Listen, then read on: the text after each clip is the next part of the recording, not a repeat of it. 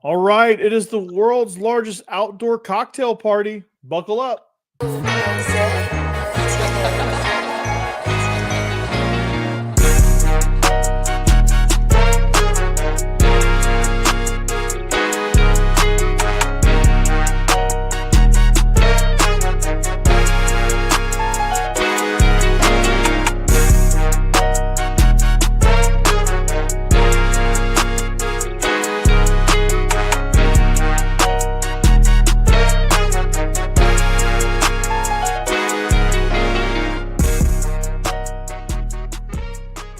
Hey, what's going on? Happy Wednesday night. It is the Believe in Georgia Dogs podcast on the Believe Network, presented by betonline.ag, your number one source for all your sports wagering needs. If you want to bet it, betonline.ag has it with all the live odds, matchups, anything you want, even politics you can bet on.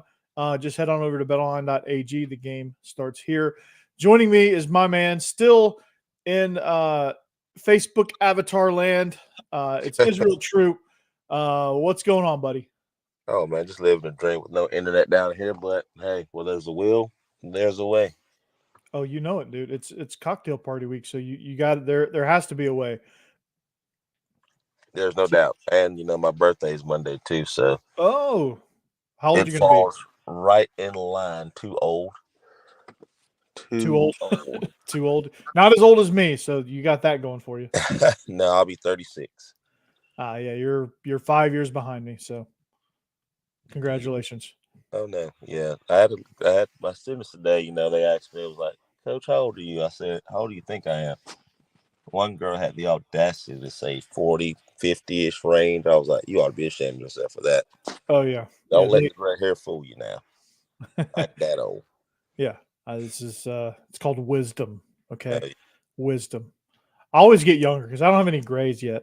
I have a little bit coming in on the sides here, but yeah, I don't have much yet. I'm Thankfully. almost positive by next. I'll say in the next year or two, I'm going to be fully like white hair. No, are you gonna rock the white hair? Or are you gonna shave it? Oh, I'm gonna rock it. I'm rocking the white hair. Morgan Freeman style. I see. Ain't no doubt. Ain't no doubt. Well, the Cowboys have given you plenty of plenty of that gray hair. So, Oh yeah, they're so sorry. Bless their hearts. I mean, I don't know what to do with them, but you know what? I'm gonna stay with them. well, you hit them with the bless their hearts. So that's Oh bad enough. So, but you can always, the Falcons are always welcoming. You can jump on the Falcons. The Titans. Well, there's nobody on the Titans bandwagon yet, so there's plenty of seats available there. And then, of course, the Lions or the Ravens. Those are some fun teams to root for. Yeah, I'll be trying, but I got to stay with my boys. I thought about just being like, you know what, I'm gonna be a different fan this year, but then I say, you know what, my loyalty lies in Dallas.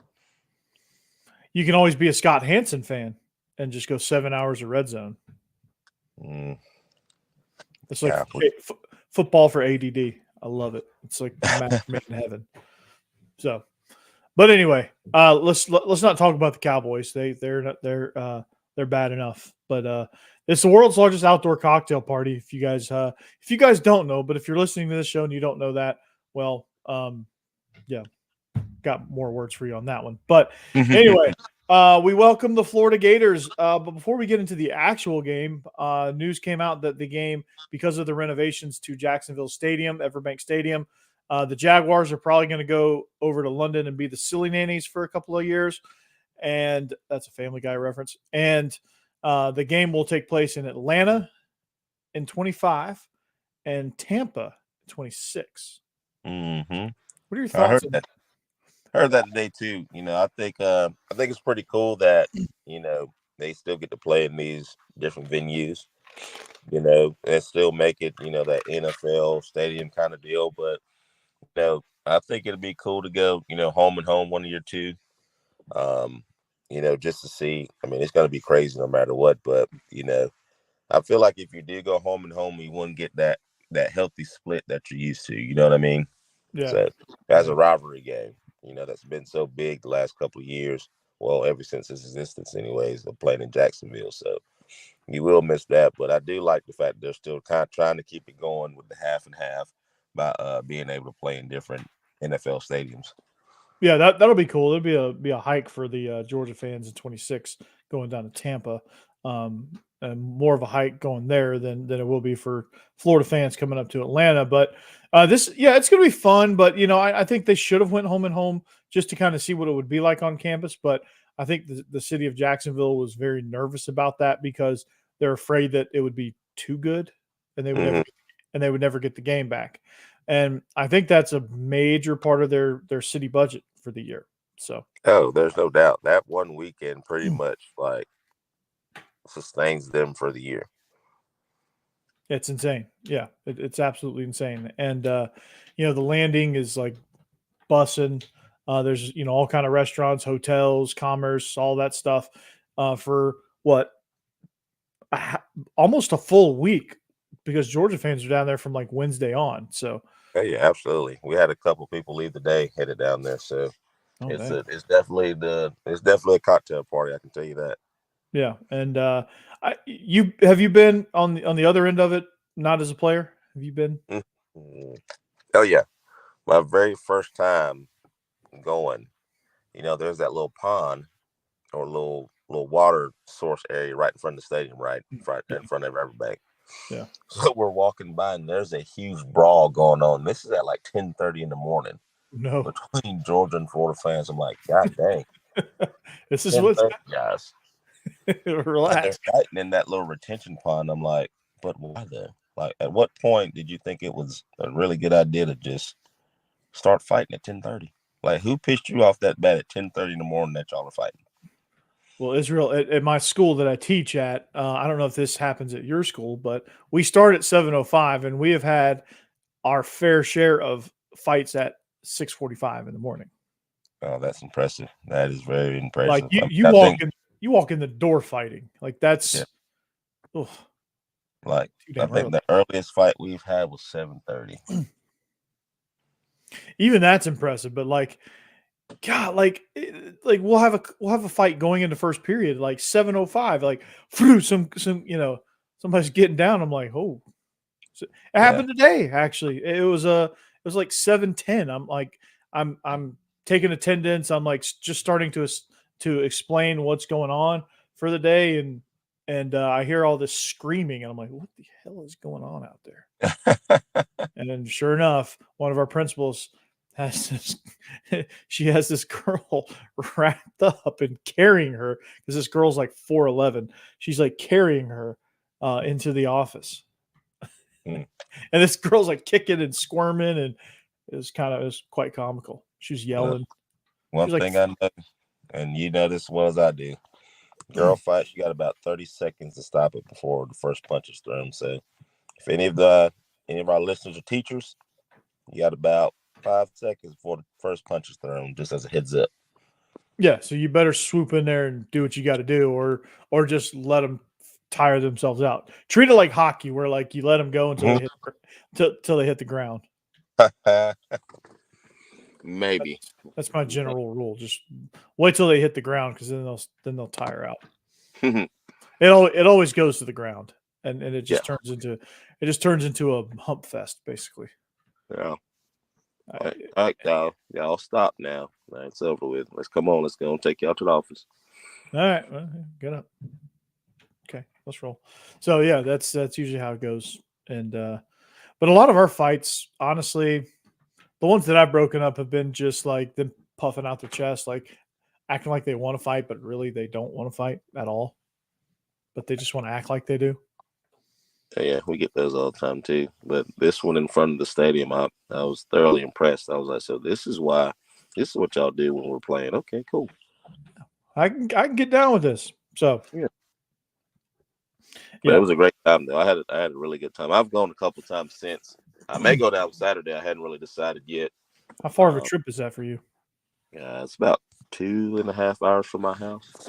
It's not It's not too bad. But we have a big region championship on Friday, so it depends on how that goes and all that good stuff. Yeah. Who y'all play? Playing Berrien County. Okay. Yep. There you go. Region championship right there. Thomasville. That's right. One Not game at a time. One Not moment that at a other time. school. Not that other school across town. No. Nope, nope, nope. The Bulldogs, not the Bumblebees. Yeah, that's right. So, but anyway, world's largest outdoor cocktail party is going to be a fun one this year because Georgia is 17.5 point favorites. And here's the thing, like Georgia against Texas, that was an amazing game. And then they go into the bye week. And I just hope, because this offense is and has been in a very weird place Mm-hmm. all season long, right? It just doesn't seem like Carson Beck has really gotten himself together since Brock Bowers and Lad McConkey left.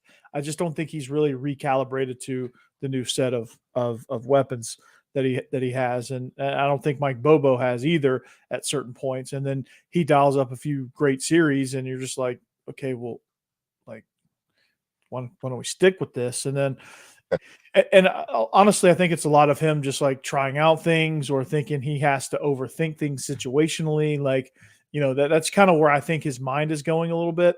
But like it's affecting Carson Beck because I don't think he's allowing himself to get in a rhythm.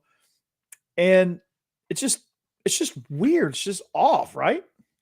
Yeah, and I think it's just more so the things that have been outside of the program that's kind of happened too. Because you got to think, we've lost two receivers to situations, that are, we don't speak about. And then we've, trying to establish leadership in that room. We got a new receivers coach. A lot of factors in that, but it's just in just that room, that has been really, really successful for us, Um, so I just think it's a point to where, all right, we were off this week. Let's see what we do well. And hey, let's just go ahead and play ball. We had a couple drops.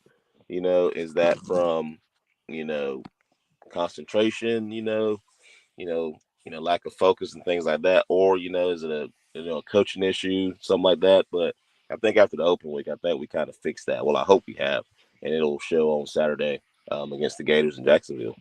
I'm curious to know what the game plan is going to be because like Georgia hasn't quite established an identity yet, and the identity's got to be the same because you have the same caliber, just as talented running backs with with Robinson and Etienne and Frazier, and you have some viable tight ends. I mean, Delp and Lucky are productive. They're not Brock Bowers, obviously, but they're productive.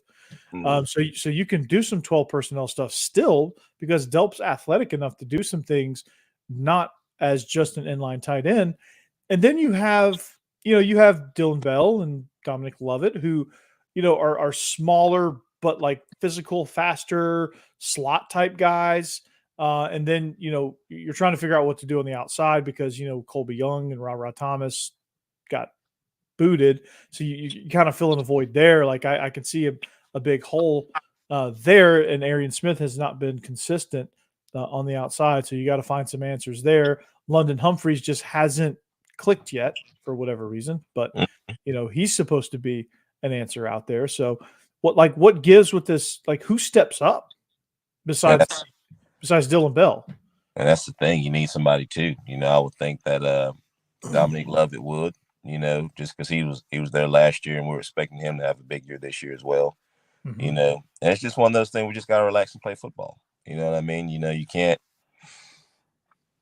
look at it as, God, that room sucks. Like, no, like, hey, let's coach these guys up and let's get ready to play ball. You know what I mean? So, Yeah, for sure. I have full faith in this staff. Some people, are people, and they will continue to people as long as people are here. So they just That's keep it. people. So Yeah, just people. um, just allow the coaches to coach, and and we'll get it fixed. Is it frustrating from a fan perspective? Absolutely, but at the same time, these still are kids. They're still learning and things like that. But at some point, especially now, especially coming off with an off week, some of those things should have been addressed. And I think they'll come out, Saturday ready to go because I think, after a while you get tired of hearing the noise. You know what I mean? Yeah, you do. So, we started. I know I've seen my senior year. We started 0-2, lost to Boise, come home and lose to South Carolina. Then we rattle off 10 straight. People didn't believe in us either.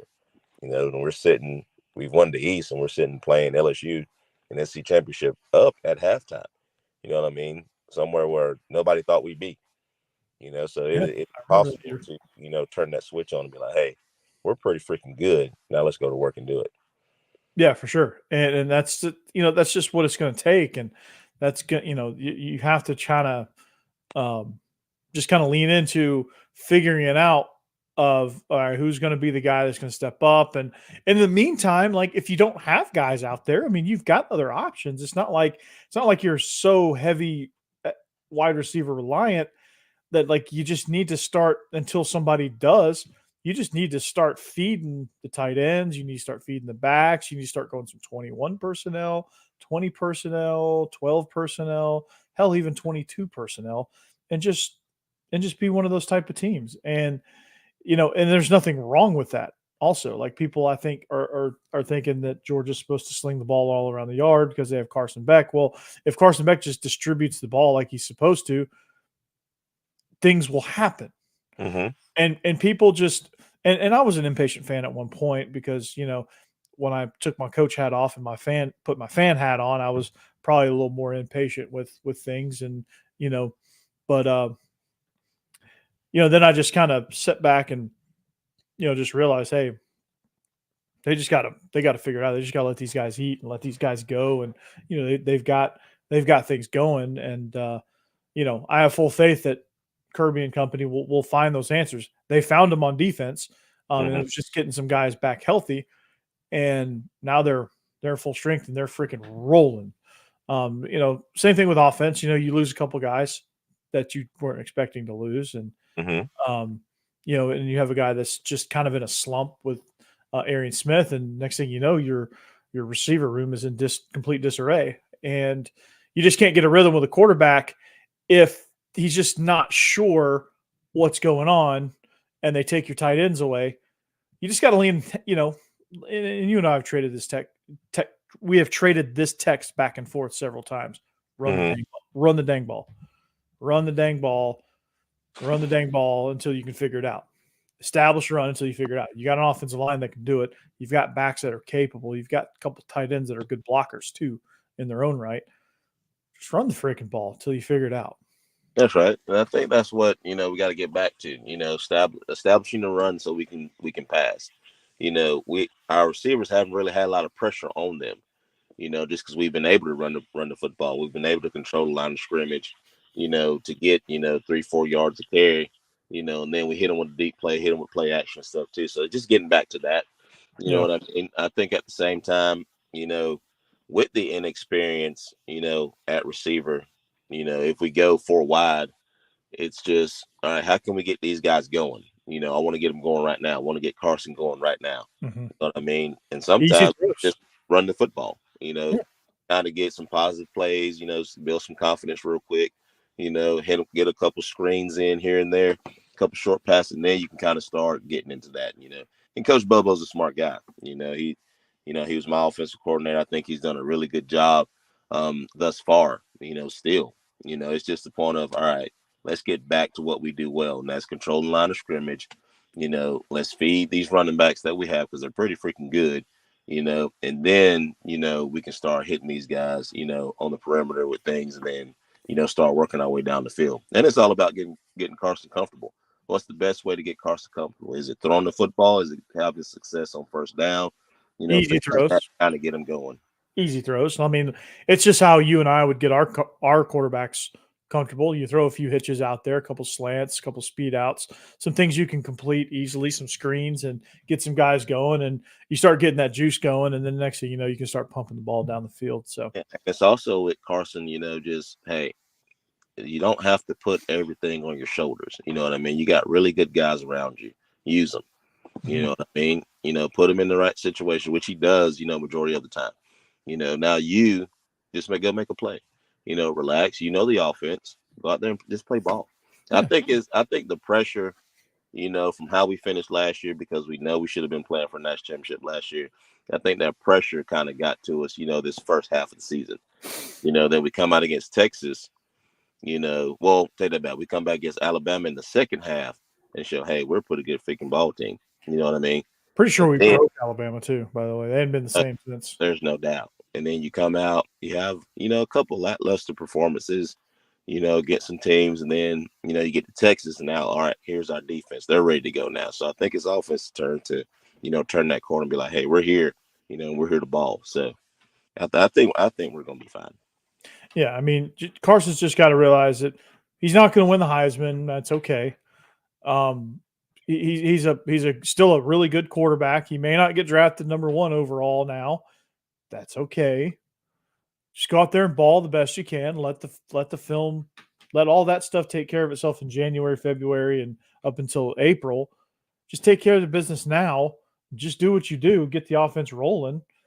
Let the rest take care of itself. And the next thing you know, you're going to find yourself in a really good situation with a defense that's playing against Marcel Reed in the SEC championship. That's going to feast.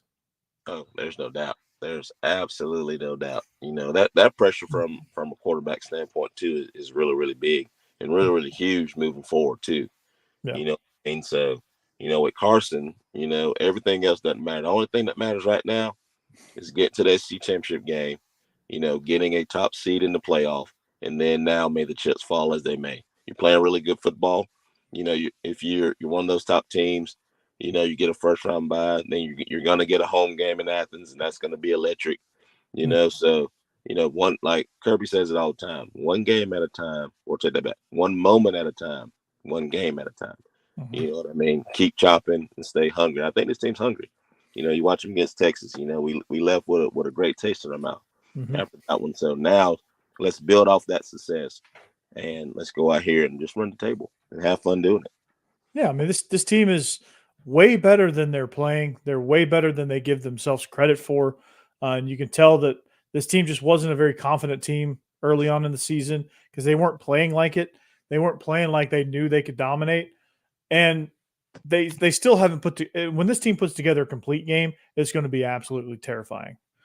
It's going to be really terrifying because they still haven't put together a complete game because Carson Beck threw 3 interceptions. The offense looked kind of clunky most of the way against Texas. Second half was good, but they did what they needed to do. And that 91-yard drive to put the game on ice. That was the drive that I'm like, okay, if Carson Beck just does that, plays like that, and plays with that level of confidence, that level of decisiveness, that's a national championship winning team. That drive. There's no doubt. And, you put that together, that's a scary team. Yeah, and it's huge, when your defense is now clicking as well, and that also goes to a quarterback psyche as well. Hey, our defense is kind of struggling right now. Hey, I've got to put points on the board. You know what I mean? So now you get out of rhythm.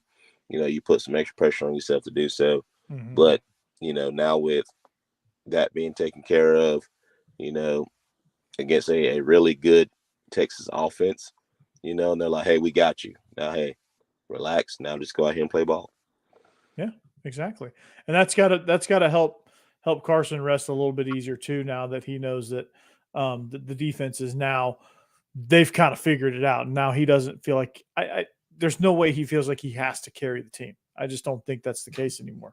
And I think you're going to see a more relaxed Carson Beck. But defensively, speaking of a defense, like DJ Lagway has no idea what's about to hit him, because like a true freshman against that defensive front, that defensive line, and a secondary that's finally pissed off enough and embarrassed enough by Mississippi State that they came out and just dominated against Texas, and now they're going to do the same thing against Florida.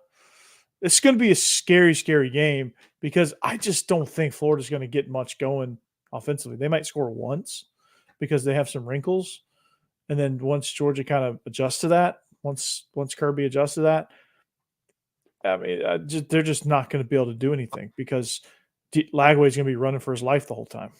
Oh, there's no doubt. Our ballers are back now. You know what I mean? And we're clicking. We're playing really well. I haven't seen the hype video yet, but I know it's coming. Mhm. And this team's hungry. You heard Kirby Smart say after the game, we came out hungry. Nobody believed in us. The networks didn't. We came out here and proved them wrong. Now it's time to prove the whole nation wrong and say, well, not even the whole nation, just Bulldog Nation. All right, that we're here. And we're here to dominate like we have been. Trying to our defensive guys are making a name for themselves outside the guys that we already know. We finally got some guys back, from injury.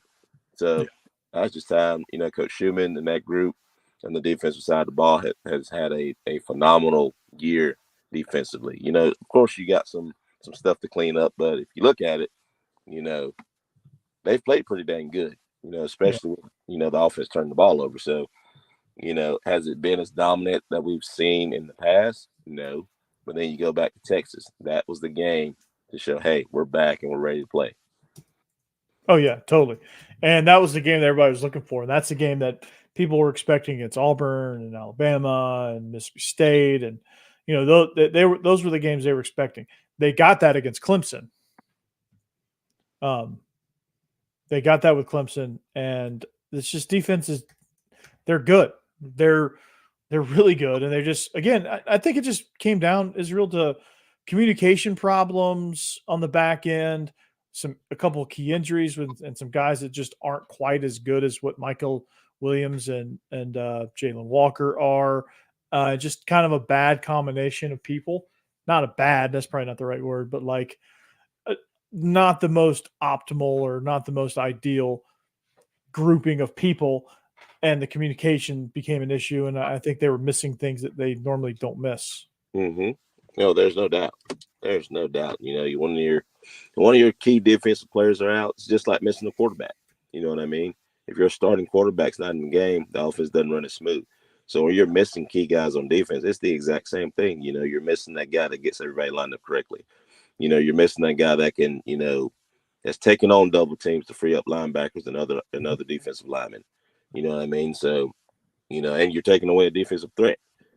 So it's just one of those things. Once your guys get healthy and they're back, you can see the difference in that team. You can see the confidence level just rise on that side of the football. And, it's just one of those things that, as coaches we see, but like everybody outside doesn't see.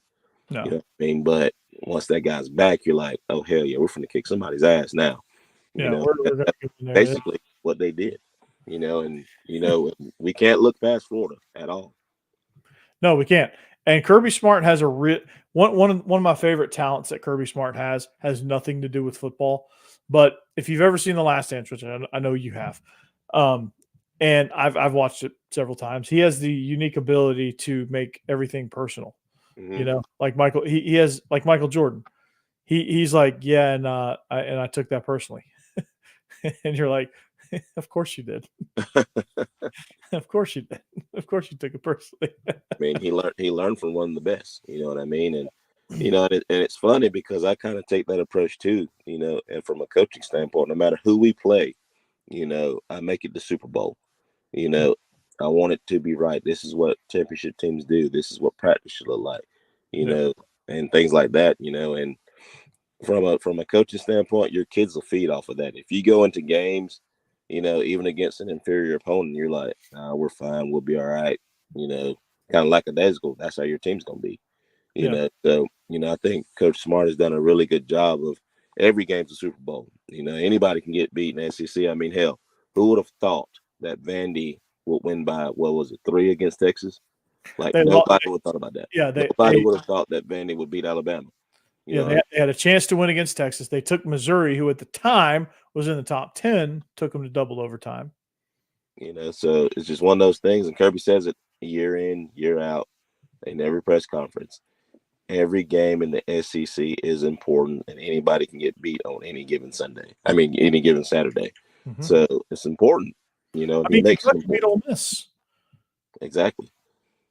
So I mean, it's crazy. So it's important, and he's intentional, and I think that's the difference in this team right now, especially when you have key injuries and guys out. It's time for the other guys to step up.